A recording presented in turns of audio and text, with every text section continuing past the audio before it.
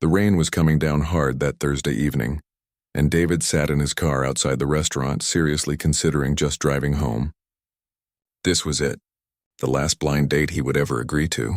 His business partner's wife, Jennifer, had been pestering him for months, insisting she knew someone perfect for him. Perfect.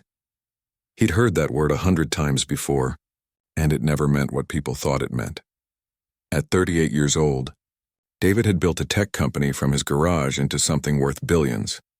He had 3 homes, more cars than he could drive, and a schedule packed with meetings and charity galas. What he didn't have was someone to share dinner with who actually cared about his day rather than his bank account.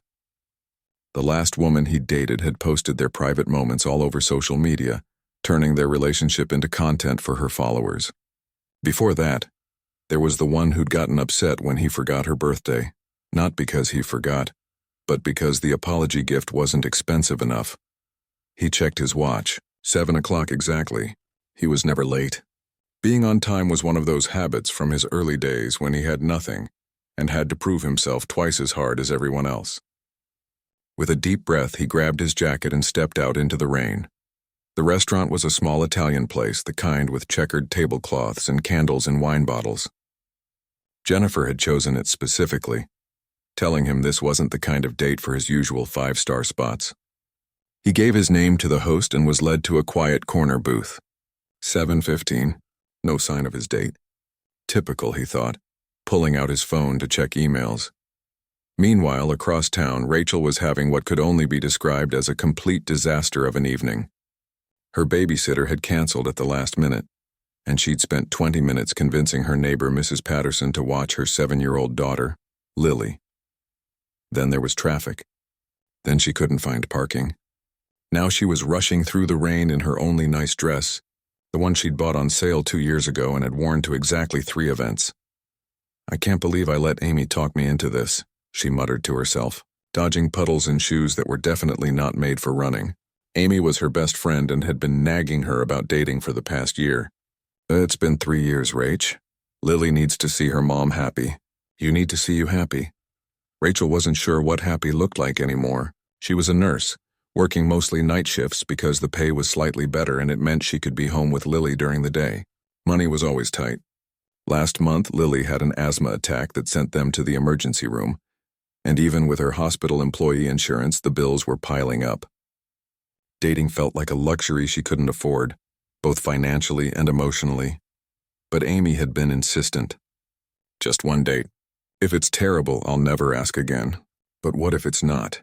What if this is the one time you take a chance and something good happens?" So here she was, 15 minutes late, looking like a drowned cat about to meet some guy who probably wouldn't even wait around. She pushed open the restaurant door, apologized breathlessly to the host, and followed him to the corner booth. David looked up from his phone and froze. The woman standing beside his table was completely soaked, mascara slightly smudged and looking absolutely mortified. Her dress was simple and dripping rainwater onto the floor, and she had none of the polished, rehearsed appearance he'd grown used to from his usual dates. "I am so sorry," Rachel started, words tumbling out fast. "My babysitter canceled last minute and I had to find someone to watch my daughter. And then traffic was insane and I couldn't find parking. And I know being late is the worst first impression, but I promise I'm not usually like this. Well, actually, lately I kind of am always running late because being a single mom is basically a full-time job on top of my actual full-time job. And I'm rambling now, aren't I?" She finally stopped to breathe, looking at him with a mixture of embarrassment and defiance, like she was ready for him to tell her to leave. David surprised himself by smiling. A real smile, not the polite one he used in business meetings. "It's okay," he said, standing up and pulling out her chair. "Sit down before you catch a cold. Can I get you some water? Or maybe something stronger after that kind of evening?" Rachel blinked, clearly expecting anger or annoyance. Instead, this man in his perfectly fitted suit and expensive watch was being genuinely kind. She sat down cautiously, accepting the napkin he offered to dab at her face. "Water's fine. I don't really drink much. Nursing a hangover while chasing a 7-year-old is basically torture." She paused. "I probably should have led with something more charming than my childcare problems, huh?" David laughed, and it felt good. Natural. Honestly, it's refreshing.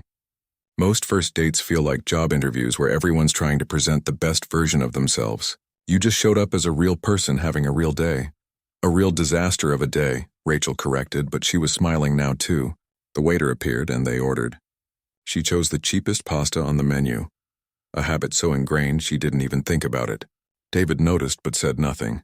As they waited for food, something unexpected happened. They actually talked. Not small talk about the weather or polite questions about hobbies. Real conversation. Rachel told him about Lily's current obsession with dinosaurs and how she'd turned their entire living room into a pretend museum. David found himself laughing, genuinely entertained by the story of a 7-year-old correcting adults about the difference between the Jurassic and Cretaceous periods. She sounds amazing, David said. Smart kid. She is, Rachel replied, her whole face lighting up in a way that made her beautiful despite the smudged makeup and damp hair. She's everything to me. I know that probably sounds intense, but when you're doing it alone, your kid becomes your whole world. Most men would have shifted uncomfortably at this point. David had seen it happen to his assistant, who was also a single mom. Mention the kid too much, show that motherhood is your priority, and watch guys mentally check out of the date. But David just nodded thoughtfully. That doesn't sound intense. It sounds like love. He paused, then decided to share something he rarely told anyone. I built my company from nothing. For years, it was my whole world. People thought I was obsessed, unbalanced. But when you care about something that much, when it's your responsibility, you don't really have a choice, do you? You just show up every day and do the work. Rachel stared at him, really seeing him for the first time. This wasn't just some rich guy Jennifer had set her up with. This was someone who understood dedication, sacrifice, and the weight of responsibility. The food arrived and they kept talking. David told her about his hidden hobby of woodworking, how he had a workshop in his garage that nobody from his business world knew about. Rachel shared her dream of going back to school to become a nurse practitioner, a dream she'd put on hold but hadn't forgotten. Hours passed like minutes. When the waiter politely mentioned they were closing soon, both of them looked surprised. Outside, the rain had stopped and the streets were slick and shiny under the streetlights. This was, Rachel started, not quite sure how to finish. Unexpected, David completed, in the best possible way. They stood there awkwardly for a moment, neither wanting to leave but unsure what came next. Finally, Rachel smiled. I should get home. Mrs. Patterson is probably asleep on my couch and Lily has school tomorrow. Can I see you again? David asked, and there was something vulnerable in his voice, something that suggested this question mattered more than usual. Rachel hesitated for just a moment, thinking about all the reasons this was complicated. Then she thought about how easy it had been to talk to him, how he'd made her feel seen rather than judged. Yeah, she said softly, I'd like that. As David drove home that night to his empty penthouse, he couldn't stop smiling. And across town, as Rachel paid Mrs. Patterson and checked on her sleeping daughter, she felt something she hadn't felt in 3 years. Hope. Maybe, just maybe. Showing up late and completely honest had been exactly the right way to begin. 3 weeks had passed since that rainy Thursday night, and David found himself doing something he never did. He was leaving work early, not for a business meeting or a charity event, but to meet Rachel at a small coffee shop near the hospital where she worked. It was their 5th date, though he'd lost count of how many times they'd texted throughout the day. His assistant had noticed the change. You're smiling at your phone a lot lately, she'd commented that morning with a knowing look. David had just shrugged, but she was right. For the first time in years, something mattered more than the next business deal. Rachel was already at the coffee shop when he arrived, still in her scrubs, looking exhausted. She'd worked a double shift because one of her co-workers had called in sick. When she saw him, though, her tired face broke into a smile that made his chest feel warm. You look like you need sleep more than coffee, David said, sliding into the seat across from her. I need both, Rachel laughed. But I wanted to see you. I only have 45 minutes before I need to pick up Lily from school. There it was again, the boundary. In the 3 weeks they'd been seeing each other, Rachel had been careful, almost protective about keeping him separate from her daughter. At first, David had been relieved. Kids were complicated and he had no experience with them. But lately he'd found himself curious, disappointed even when Rachel would cut their dates short or decline evening plans because of Lily. You know, he said carefully, I'd really like to meet her sometime. Lily, When you're ready. Of course. Rachel's smile faltered slightly. She stirred her coffee, not meeting his eyes. I know, and I want that too. It's just complicated because of her father. David had learned bits and pieces. Rachel's ex had left when she was pregnant, wanted nothing to do with being a parent. The guy had signed away his rights and disappeared, leaving Rachel to handle everything alone. Partly, Rachel admitted, but also because she's 7. She gets attached easily. The last time I tried dating, about a year after Lily was born, I made the mistake of introducing her to someone too soon. When it didn't work out, she asked me for weeks why her new friend didn't come over anymore. I can't do that to her again. David reached across the table and took her hand. I understand. I'm not going anywhere, Rachel. Whenever you're ready. She looked up at him then, really looked at him, searching his face for something. Why are you so patient with me? Most guys would have run by now. Single mom, broke, comes with a kid and a whole lot of baggage. You're not baggage, David said firmly. You're a person who's been through hard things and kept going. That's not something to apologize for. And honestly? He hesitated, then decided to be honest. I've dated plenty of women who had nothing complicated in their lives. They were still terrible relationships because nobody was real. You're real. That matters more than easy. Rachel squeezed his hand, blinking back sudden tears. I'm falling for you, she whispered. And that terrifies me. I'm already there, David replied. And yeah, it's terrifying. They sat in comfortable silence for a moment, just holding hands across a coffee shop table like teenagers. Then Rachel checked her watch and sighed. I have to go. But David, thank you for understanding. That weekend, David did something he hadn't done in months. He turned down a business dinner to stay home, and he found himself thinking about Rachel's situation. The medical bill she'd mentioned in passing. The way she always ordered the cheapest thing on the menu. How she worked night shifts because the pay was 20 cents more per hour. He wanted to help. His first instinct was to write a check, make it all go away. But he'd learned enough about Rachel to know she'd hate that. She was proud, independent, fiercely determined to handle things on her own. If he came in like some knight in shining armor throwing money around, she'd probably walk away. So instead he did something different. He called his lawyer and started setting up a foundation. Not for Rachel specifically, but for single parents struggling with medical expenses for their kids. It would take months to get running properly, but it felt right. A way to help without making it about the two of them. The following week, things shifted again. David had tickets to a charity gala, the kind of event he normally attended alone or with a business associate. He almost didn't invite Rachel, knowing it wasn't really her scene. But then he thought about how tired he was of going to these things solo, of making small talk with people who only cared about his money. It's black tie, he warned her over the phone. Really formal, honestly kind of boring. But I'd love it if you came with me. Rachel was quiet for a long moment. David, I don't have anything to wear to something like that. And I can't afford. I'll take care of it, he said quickly, then backtracked. I mean, let me, please, not because you need me to, but because I invited you to something fancy and it's only fair. I don't know. Rachel, I've been going to these things alone for 5 years. I'd really like to have someone there who I actually enjoy talking to. You'd be doing me a favor. She laughed at that. Now you're just making stuff up. I'm really not. Eventually, she agreed. The night of the gala, David picked her up from her apartment. It was his first time seeing where she lived, a modest 2-bedroom in an older building. The neighborhood was safe but clearly working class, and he could tell Rachel was nervous about him seeing it. But when she opened the door, David forgot about everything else. She was wearing a simple navy dress, nothing like the designer gowns he was used to seeing at these events, and she looked absolutely beautiful. Is it okay? Rachel asked, self-conscious. The woman at the department store said it was appropriate for formal events, but I don't really. You look perfect, David interrupted. Really, Rachel, perfect. The gala was exactly as boring as David had predicted. Rubber chicken dinner, long speeches about charitable giving from people who'd never worried about money a day in their lives. But having Rachel beside him made it bearable.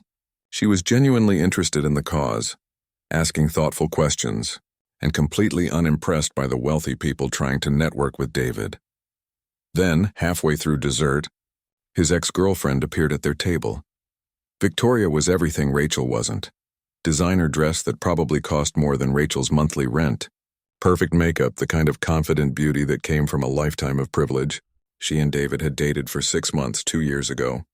Before he'd realized she was more interested in being seen with him than actually being with him. David. Darling, Victoria said, ignoring Rachel completely. I didn't know you were seeing anyone. How surprising. There was something sharp in her voice, a tone David recognized. Victoria was about to be cruel. He could see it coming.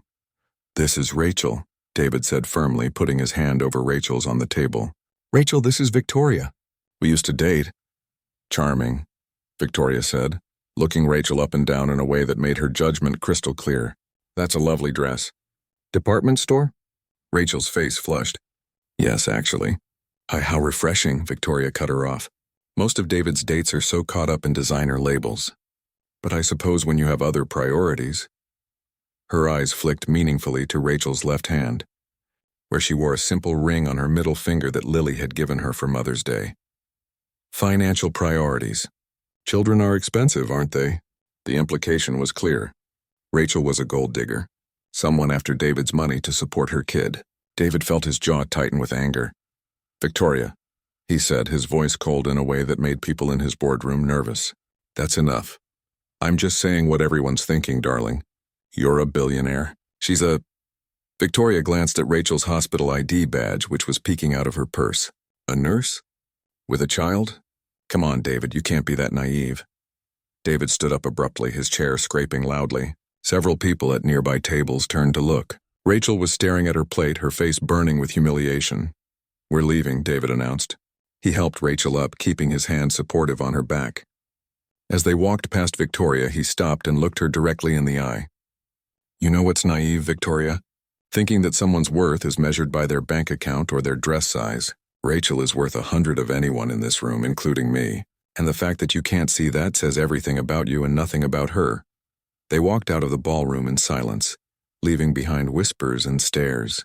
David's driver brought the car around immediately, sensing the tension. Rachel slid into the back seat, still not speaking, and David could see her hands shaking. Rachel, I'm so sorry, he started. Victoria had no right. She wasn't entirely wrong, though, was she? Rachel's voice was quiet, almost breaking. I'm a nurse with a kid. I did buy this dress at a department store on sale. I don't belong in your world, David. I don't know why I thought I could. Stop, David said firmly. He took her hand. You belong anywhere you want to be. Victoria is bitter and mean, and she judges people based on superficial garbage. That's not reality. That's not what matters. Rachel finally looked at him, tears running down her face, ruining her carefully applied makeup. But this is your life. These events, these people. What if she's right? What if I am just setting myself up to get hurt? David reached up and wiped away her tears with his thumb. Or what if she's completely wrong? What if you're the best thing that's ever happened to me? And I'm terrified every day that you'll realize you can do better. Rachel let out a sound that was half laugh, half sob. Better than a billionaire? Are you crazy? Better than a guy who works 80 hours a week, who barely knows how to have a normal conversation, who until 3 weeks ago ate dinner alone every single night in a penthouse that's really just a fancy prison. They sat in the back of the car in the parking lot, holding each other, and David realized something. He didn't care about the gala or what Victoria thought or what anyone in that ballroom whispered. He cared about the woman in his arms who was brave enough to show up as herself, even when the world tried to make her feel small. Take me home? Rachel asked softly. Anywhere you want, David replied. As they drove through the city streets, Rachel leaned against his shoulder, and David knew something had shifted. The walls between them were starting to come down, and despite everything that had just happened, or maybe because of it, they were both ready to stop being afraid. 2 weeks after the disaster at the gala, Rachel made a decision that scared her more than anything had in years. She was going to introduce David to Lily. They'd been dating for almost 4 months now, and it felt right. More than that, it felt inevitable. David had become part of her daily life, and keeping him separate from her daughter was starting to feel like hiding a huge piece of herself. Saturday, she told him over the phone, there's a dinosaur exhibit at the Science Museum. Lily's been talking about it for weeks. I thought maybe, if you're free, you could come with us. There was a pause on the other end, and for a moment Rachel's heart sank. Maybe she'd read this wrong. Maybe he didn't actually want to be involved with her kid. Then David spoke, and she could hear the nervousness in his voice. I'd love that. Really. But Rachel, I have to be honest. I don't know anything about kids. What if I mess this up? What if she doesn't like me? Rachel smiled, relieved. Just be yourself. That's all I need you to do. What if myself isn't good enough? Then we have bigger problems, Rachel joked, but then she softened. David, you're going to be fine. Lily's 7, not a board of directors. Just talk to her like she's a person. She'll love you. Saturday morning arrived too quickly. David changed his clothes 3 times, which was ridiculous for a 38-year-old man. But he couldn't help it. He'd faced down hostile investors and cutthroat competitors without breaking a sweat. But the thought of meeting a 7-year-old girl had him genuinely nervous. He'd bought a gift, then worried it was too much, then worried it wasn't enough. Finally, he'd settled on a dinosaur encyclopedia, the kind with detailed illustrations and facts. Rachel had mentioned Lily's obsession with dinosaurs at least a dozen times. Hopefully this was okay. When he knocked on Rachel's apartment door, his hands were actually sweating. The door swung open and there was Lily, small, with her mother's dark eyes and a gap-toothed smile, wearing a t-shirt with a T-Rex on it. Are you my mom's friend, David? She asked, looking him up and down with the brutal honesty only a child could manage. I am, David said, suddenly very aware of how tall he was compared to her. He crouched down to her level, something he'd seen in a movie once and hoped was the right thing to do. And you must be Lily. Your mom talks about you all the time. Good things or bad things? Lily asked suspiciously. David laughed. Definitely good things. She told me you know everything about dinosaurs. Lily's face lit up. I do. Did you know that the T-Rex could bite with more force than any other land animal ever? And that they probably had feathers? Most people don't know that part. I definitely didn't know that, David admitted. Maybe you can teach me more at the museum. Okay, Lily said, then looked at the bag in his hand. Is that for me, Lily? Rachel appeared behind her daughter, looking embarrassed. You don't just ask people that. It's okay, David said, handing over the bag. I brought you something. I hope you like it. Lily tore into the bag with the enthusiasm only a kid could have, pulling out the encyclopedia. Her eyes went wide. Mom, look. It's the big dinosaur book. The one from the bookstore that cost $30. Rachel looked at David, something complex in her expression.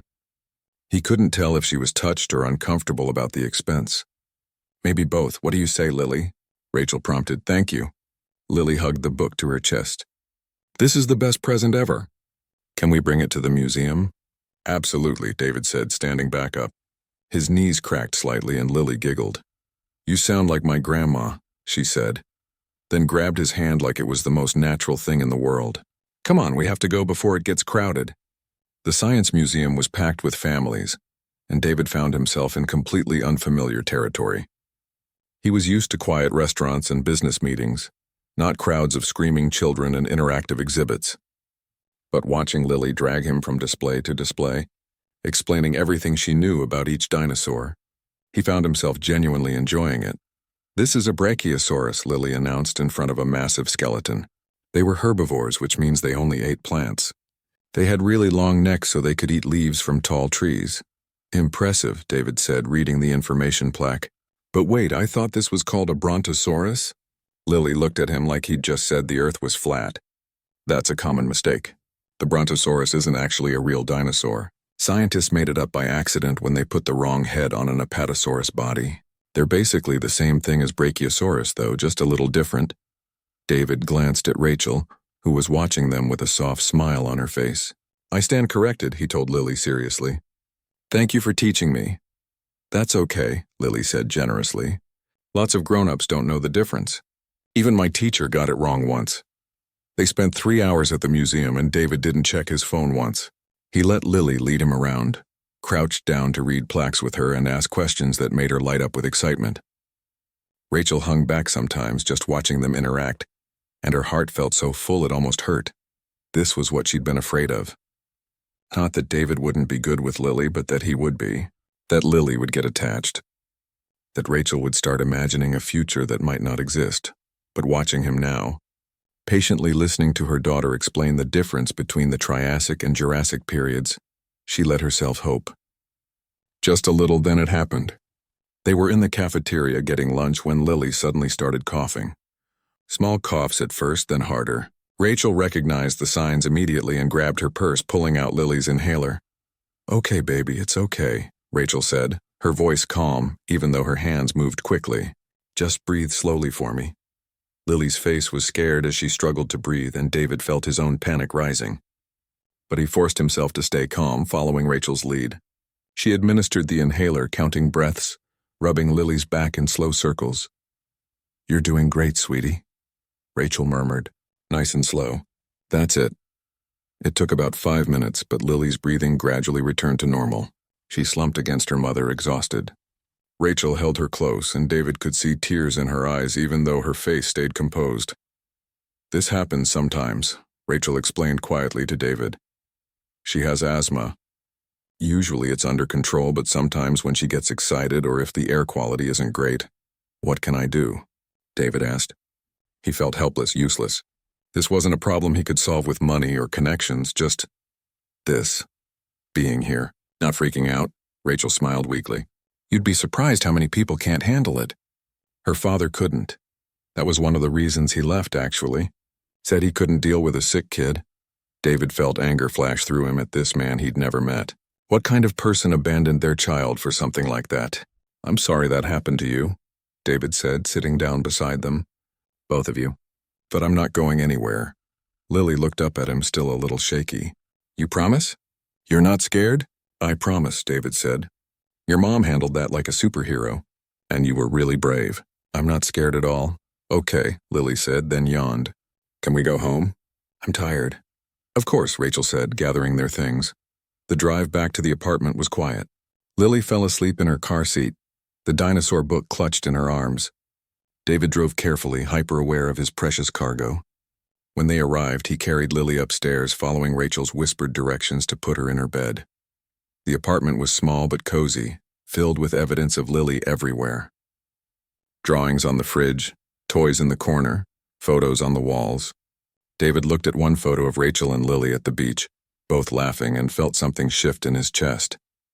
This was a real family, messy and complicated and beautiful, and he wanted to be part of it more than he'd ever wanted anything.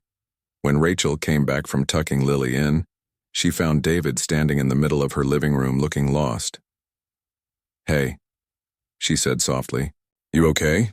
"I'm more than okay," David said. "Rachel, today was, I can't even explain it.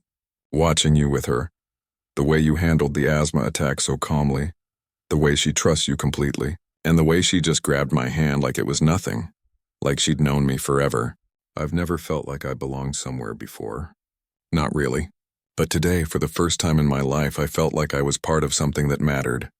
Rachel's eyes filled with tears. "You were amazing with her.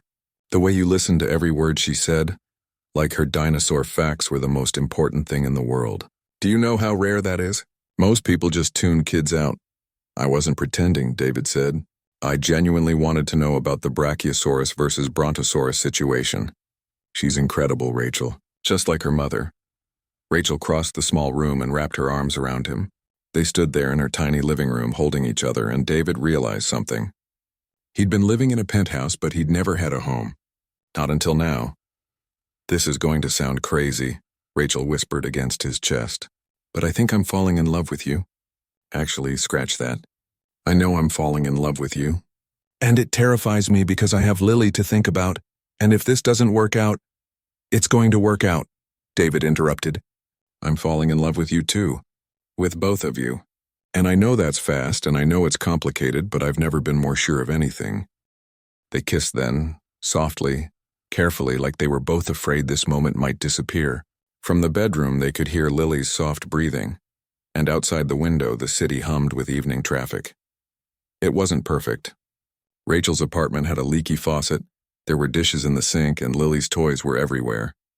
But standing there with Rachel in his arms, David thought this might be the most perfect moment of his entire life. The real test, though, was just beginning. Because being in love was the easy part, building a life together, blending two very different worlds, and facing the judgment that was sure to come. That was going to be the challenge. But for tonight, in this small apartment that smelled like vanilla candles and contained everything that mattered, David let himself just be happy. Tomorrow would bring its own problems. Tonight he was exactly where he wanted to be. The call came on a Tuesday afternoon while David was in a meeting. His assistant knocked on the conference room door, something she never did unless it was urgent. "Your mother is on line 1, she said apologetically. "She says it's important." David excused himself and took the call in his office. His mother, Helen, rarely called during business hours. She lived in Hong Kong with his sister, and their relationship had always been formal, built more on duty than warmth. "David, your sister and I are flying in this weekend," his mother announced without preamble. "We need to discuss some family business matters. And I want to meet this woman you've been seeing." David's stomach dropped.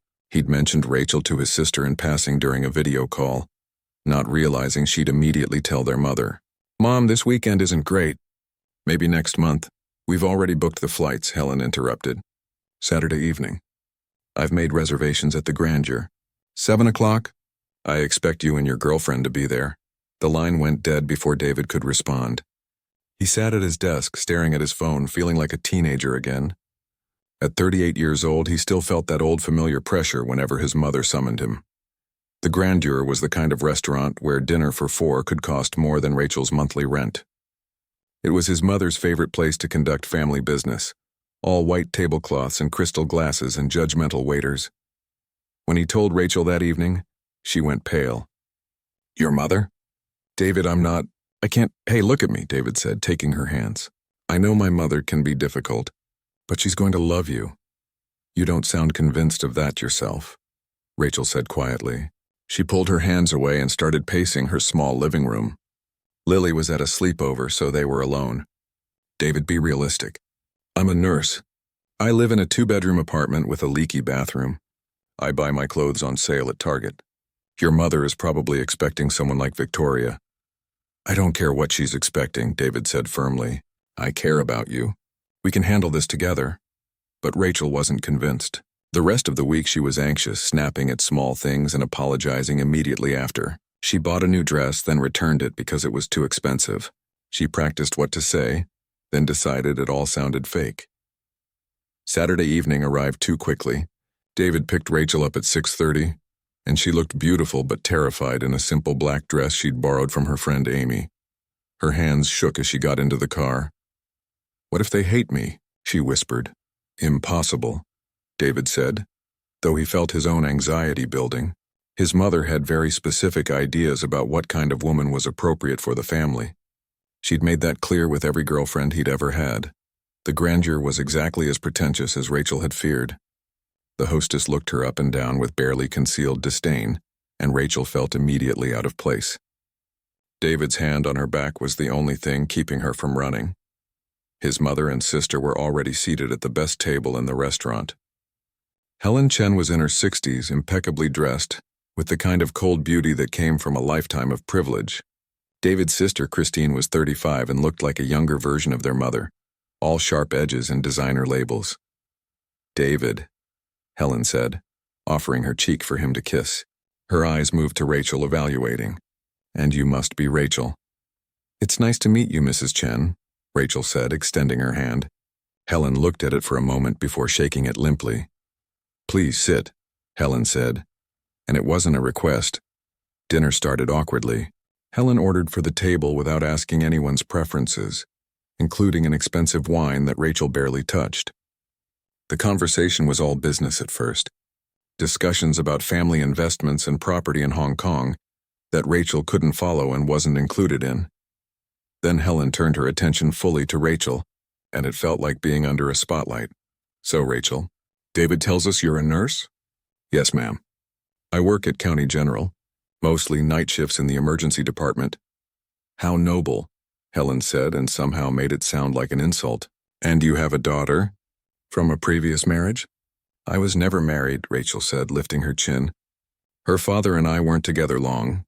Christine exchanged a look with her mother. "How old is your daughter?" 7, her name is Lily. "And the father?" Helen pressed. "Is he involved?" "No," Rachel said simply. "He signed away his parental rights before she was born." "I see."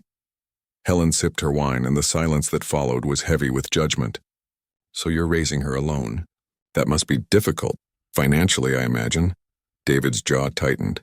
Mom, I'm just asking questions, David, Helen said coolly. Surely Rachel doesn't mind answering.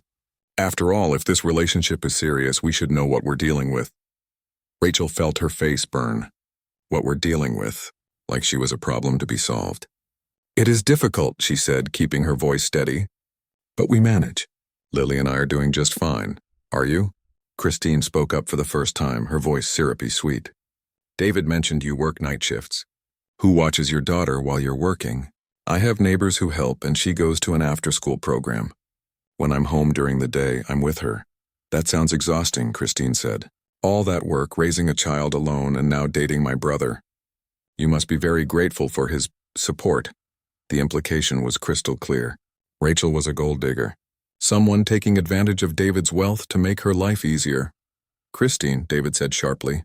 That's enough. What?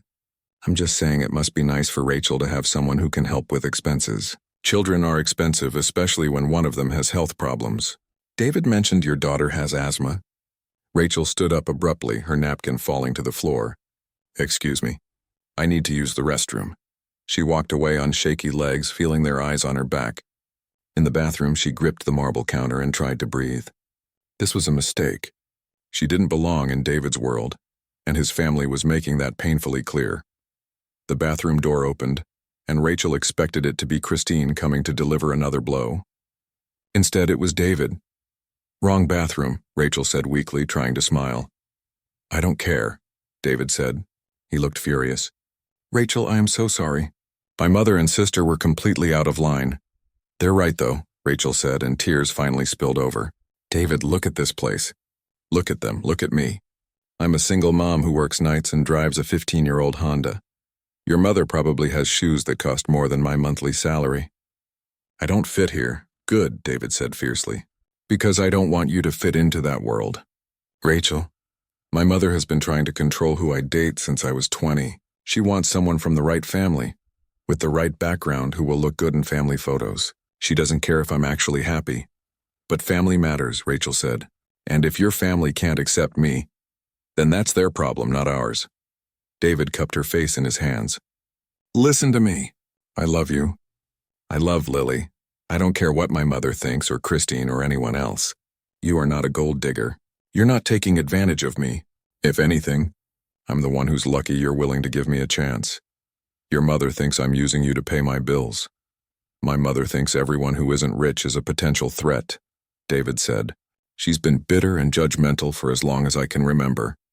I'm not letting her ruin the best thing that's ever happened to me. Rachel leaned into his touch, wanting desperately to believe him. What are we going to do? We're going back out there, and I'm going to make some things very clear to my family. Then we're leaving, and we're never coming back to this restaurant because the food is overpriced and terrible anyway. Despite everything, Rachel laughed. The food is pretty bad. They walked back to the table together, David's hand firmly holding Rachel's. Helen and Christine looked up, both wearing expressions of barely concealed satisfaction, like they'd won something. We're leaving, David announced, throwing his napkin on the table. David, don't be childish, Helen said. Sit down. We haven't finished discussing. I'm not discussing anything with you until you learn to be respectful, David interrupted. Rachel is the woman I love. She's kind, strong, an amazing mother, and she makes me happier than I've been in years. If you can't treat her with the basic respect she deserves, then you and I have nothing to talk about. David Chen, you sit down right now, Helen commanded in the voice that had always made him obey as a child. But David wasn't a child anymore. No.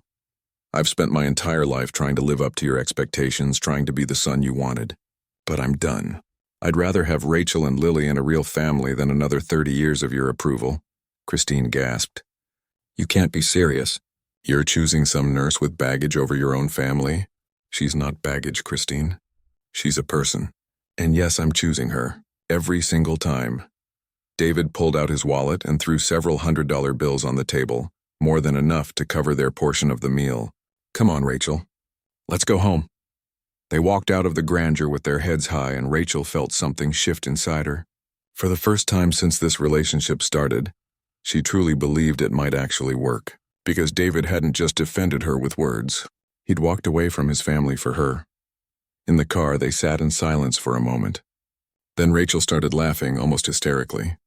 "Did you really just tell your mother off in the middle of a fancy restaurant?" "I really did," David said, and he was laughing too. "I probably should have done it years ago. She's never going to forgive you." "Maybe not," David admitted. "But you know what? I feel lighter than I have in years.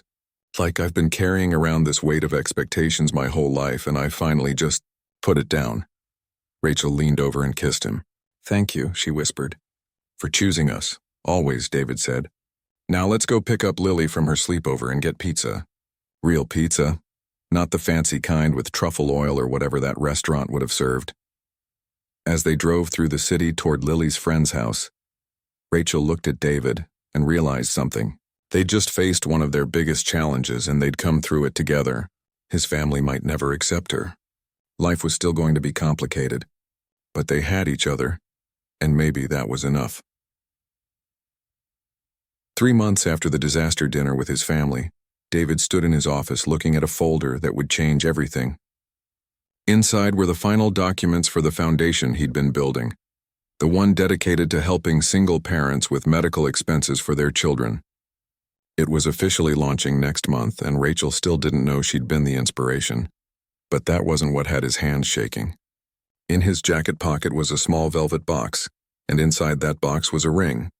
Not the massive diamond he'd originally bought, the one that cost more than a car. He'd returned that one. Instead, he'd chosen something simpler, more meaningful. A sapphire surrounded by small diamonds because Rachel had once mentioned loving the deep blue color of the ocean. He wasn't proposing today, though. There was something else he needed to do first. That evening, after Rachel finished her shift at the hospital, David picked her up with an unusual request. "I need to talk to Lily alone, would that be okay?" Rachel looked surprised but nodded. "She's at home with Mrs. Patterson. Is everything all right?" "Everything's perfect," David said. "I just need to ask her something important." 20 minutes later, David sat in Rachel's small living room across from a 7-year-old girl who was looking at him with curious eyes. Mrs. Patterson had left, and Rachel was giving them privacy in her bedroom, though David knew she was probably dying of curiosity. "Lily," David started, then realized he was more nervous now than he'd been before any business presentation in his life. "I wanted to talk to you about something grown up. Is that okay?" "Okay," Lily said, putting down her coloring book. "Are you and my mom getting married?" David blinked. "How did you know that's what I wanted to talk about?" "My friend Sophie's mom got married last year, and her mom's boyfriend talked to Sophie first, too. She said it's what nice people do."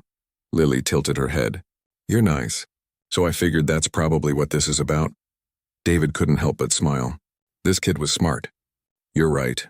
I want to ask your mom to marry me. But I wanted to talk to you first because this affects you too. If she says yes and we get married, that means I'd be in your life every day. I'd live with you and your mom. I'd be there for breakfast and dinner and bedtime stories. And I wanted to know how you feel about that." Lily was quiet for a moment, and David felt his heart pounding. Everything hinged on this little girl's answer. If she said no, he wouldn't push it. Rachel and Lily were a package deal, and he respected that completely. "Would you be my dad?" Lily asked softly. "Like my real dad?" "I'd like to be," David said carefully. "I know I can't replace your biological father, and I wouldn't try to. But I'd love to be your dad in all the ways that matter, taking care of you, being there when you need me, helping you with homework, teaching you things, if you'd let me." "My real dad didn't want me," Lily said, and David's heart broke at how matter-of-fact she sounded. "Mom told me he left before I was born. Do you promise you won't leave like he did?" David got down on his knees so he was at her eye level. "Lily, I promise you with my whole heart that I'm not going anywhere. I love your mom, and I love you. You guys are my family now, the most important people in my world." Lily studied his face for a long moment, then she smiled. "Then I think you should marry my mom. But I have some rules." "Rules?" David tried not to laugh. "Okay, what are your rules?" "First, we can't move to a big fancy house right away. I like my room and my friends in this building." "That's fair. We can figure out the living situation together." "Second, you have to come to my school events. Like the boring ones, too. Not just the fun ones, I promise. Every single one. And third," Lily said seriously, "you have to teach me about business stuff. Because when I grow up, I want to have my own dinosaur museum. And Mom says you're really good at business. David did laugh then. Deal. I will teach you everything I know about business. Is there anything else? Lily thought for a moment, then launched herself at him for a hug. Just don't hurt my mom. She cries sometimes at night when she thinks I'm asleep. She's been sad for a long time. But she's happy now. Because of you.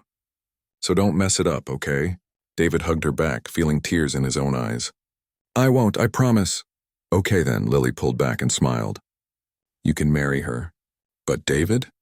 Don't tell her I told you about the crying part. She doesn't know I know. Your secret's safe with me, David said. The actual proposal happened 2 weeks later.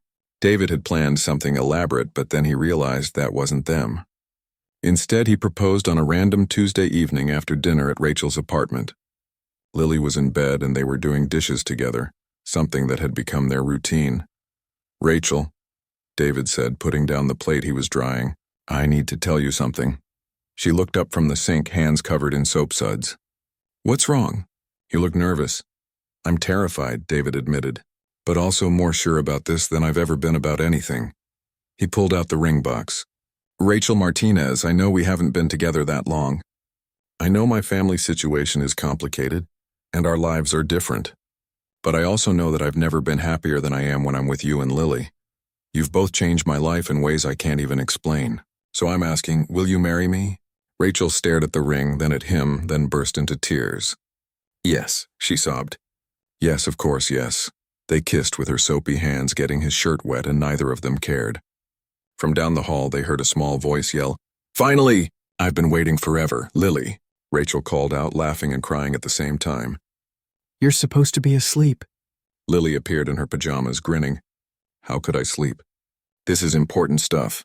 The three of them ended up in a group hug in the kitchen of Rachel's tiny apartment, and David thought about how 6 months ago he'd been dreading one final blind date. Now he had everything. The wedding happened 4 months later. Not at some expensive venue, but at a small community center near Rachel's apartment. David's mother and sister didn't attend, but he'd made peace with that. His business partner came, along with many of David's employees who'd grown to love Rachel during her visits to the office. Rachel's entire nursing staff showed up, along with neighbors from her building and Lily's entire second-grade class. Lily was the flower girl, wearing a dress she'd picked out herself, complete with dinosaur earrings because she insisted on staying true to herself. She took her job very seriously, making sure every single petal was distributed exactly right. When Rachel walked down the aisle, she wasn't wearing some designer gown. She wore a simple white dress that she'd found at a boutique, and she looked beautiful. More than that, she looked happy. They wrote their own vows. Rachel promised to let David be part of their world, to trust him with her heart and her daughter's heart. David promised to show up every day, to be the partner and father they deserved, to never take for granted how lucky he was. I was so afraid to go on that blind date, Rachel said, tears streaming down her face. I almost canceled 3 times, but I showed up anyway, late and soaking wet and completely honest about my messy life, and somehow that was exactly what we both needed. You showed up as yourself, David said, and that's the person I fell in love with. That's the person I'll love for the rest of my life. After the ceremony, during the reception, David made an announcement about the foundation.